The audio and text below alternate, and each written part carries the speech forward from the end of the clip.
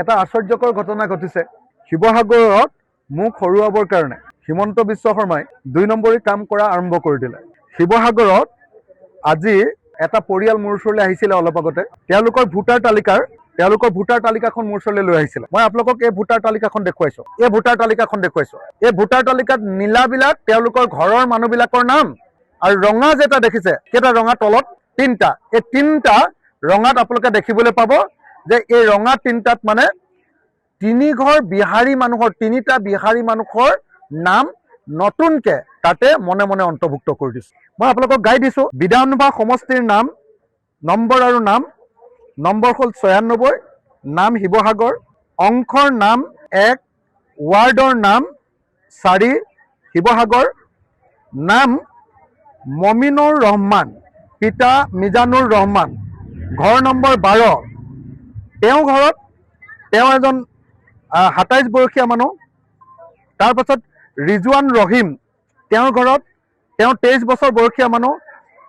তেওঁলোকৰ এই দুটা নাম আৰু আছে। 3 নম্বৰ নামটো হ'ল আহমদ আলী ৰহিম, তেওঁ 22 বছৰ বয়সীয়া। এই 3জন মানুহ থকা এই ঘৰটোত কি কৰিছে 3টা নতুন মানুহৰ নাম ইয়াত অন্তৰ্ভুক্ত কৰি দিছে ভুৱাকে। সেই মানুহ ঘৰত নাথাকে। সেই মানুহ ঘৰৰ পৰা মোৰ ঘৰলৈ আহি আমাৰ ওচৰলৈ আহি কৈছে যে আচৰিত ধৰণে যিটো ড্ৰাফ্ট ভোটাৰ তালিকা ওলাইছে, ড্ৰাফ্ট ভোটাৰ তালিকাত এই নামকেইটা সোমাইছে। এক সোমাইছে গীতা দেৱী, স্বামীৰ নাম গৌতম চাহু, ঘৰ নম্বৰ 12। এই মমিনুৰ ৰহমানৰ ঘৰৰ 12 নম্বৰটোত এওঁলোকৰ নাম দি দিছে। বয়স 51, লিংগ মহিলা। নমস্কাৰ, মোৰ নাম ৰিজৱানুৰ ৰহিম। মই বাবুবতী 4 নং ৱাৰ্ডৰ বাসিন্দা।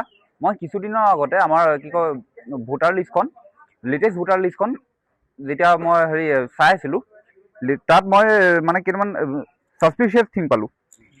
এয়া চাওক, আমাৰ ভোটাৰ লিষ্টত আছে আব্দুল হক, তেওঁৰ ঘৰ নম্বৰ হৈছে 17, আৰু তেওঁৰ পত্নী আছে ৱাজিফা বেগম 17, তেওঁৰ পুত্ৰ আছে স্বামী চাজাদ, ঘৰ নম্বৰ 17।